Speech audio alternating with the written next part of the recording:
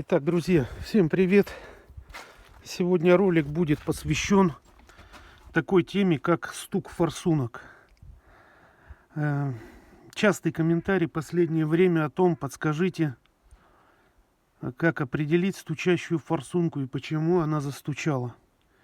Итак, рассказываю. До этого я уже снимал видео о том, как надо искать неисправную форсунку. Проверяется это очень просто.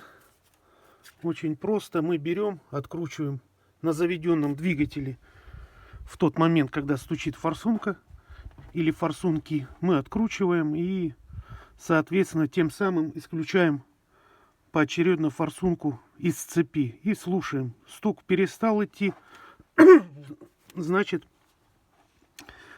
проблема в ней. Но не забывайте, что помимо, когда стук пропадет, не всегда бывает, что это форсунка. Бывает, что если при условии, что нет проблем с двигателем. Да, если у вас там, допустим, провернуло вкладыш, а вы ищете форсунку, естественно, вы можете снять нагрузку с поршня, отключив форсунку. Тем самым пропадает звук. Так что бывают и такие ситуации, но это бывает очень редко. Значит, как проверяют, вы все поняли, открутил.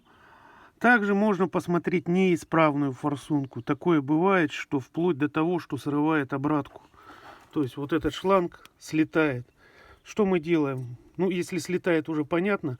А так снимаются шланги, заводятся и смотрится, с какой форсунки хлещет уже фонтаном. Понятно, что там начались проблемы. Возможно, распылитель подклинивает. И, соответственно, топливу деваться некуда. Оно уходит в обратку. Значит, но разговор о чем? Почему клинят распылители? Клинят они в основном, это первое. То есть, если вы только отремонтировали форсунки, поставили, застучало, это, так сказать, сборка мастера. В основном это плохо промытый распылитель был во время сборки.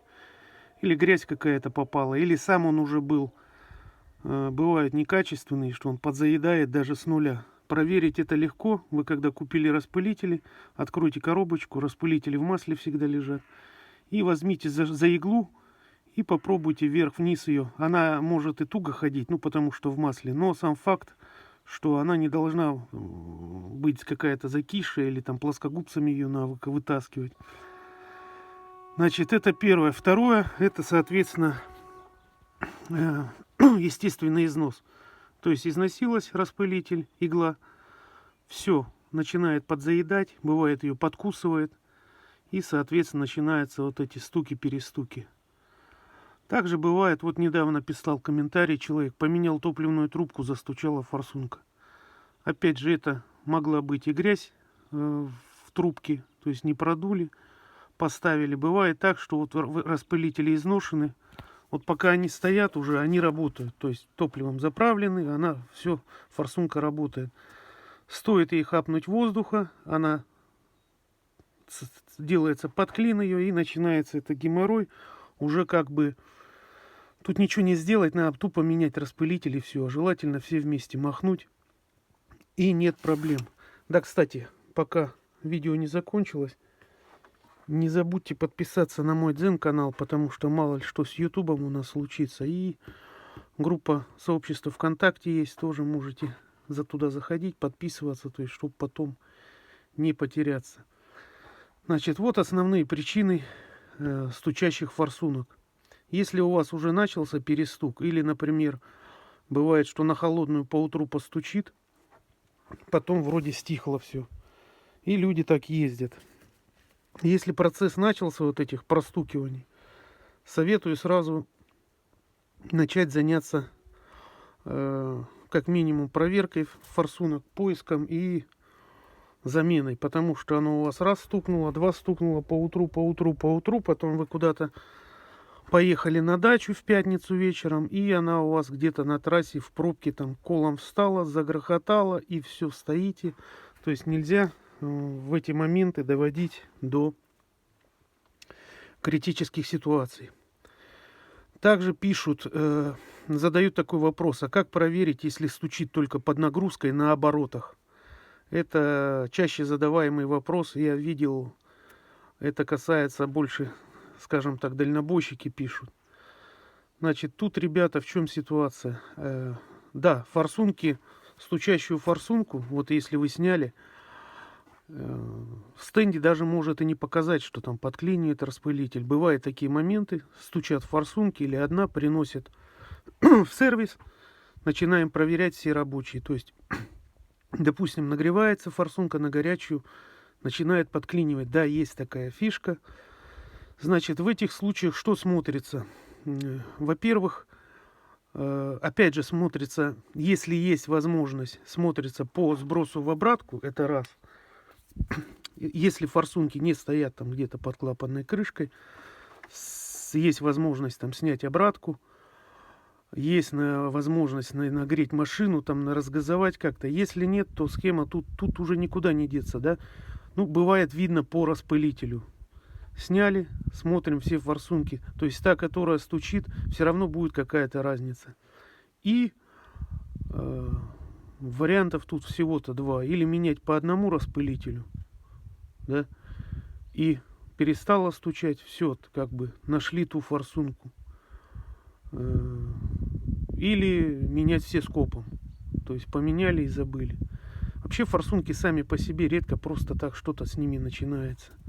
Даже вот если поставить распылители разных фирм, то есть я ставил, никаких заморочек ни у кого не было. Люди, бывает, привезут там аж True Monarch, там Bosch, еще какое-то там.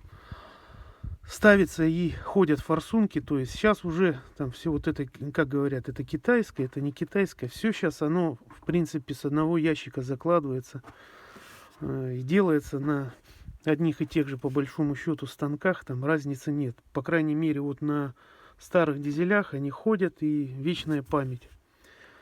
Так что, вот смотрите, то есть схема настолько проста. Значит, насчет еще, тут мне кто-то написал, да, тут, ладно, механику можно типа проверить, механические форсунки, но нельзя зато проверить электронные на двигателе. Какая стучит. Все также проверяется, все можно проверить. Я уже видео на эту тему выпускал. Если будет интересно, сниму еще раз, покажу. У меня есть и форсунки электронные, и рампы. Я все покажу наглядно, как это выглядит. Где-то на канале у меня ролик есть на эту тему. Не найдете, напишите, пересниму заново. То есть покажу, расскажу, как на CDI, допустим, на Delphi можно проверить электронную форсунку, то есть не снимая ее с двигателя, на именно стучащую форсунку. Значит, ну на этом, надеюсь, видео кому-то пригодилось. Так что подписываемся, да, не забываем про Дзен, про сообщество ВКонтакте, подписываемся, заходим, не стесняемся, пишем вопросы, всем расскажу, все покажу, что знаю, то есть проблем тут нет никаких. Так что на этом всем пока и до свидос.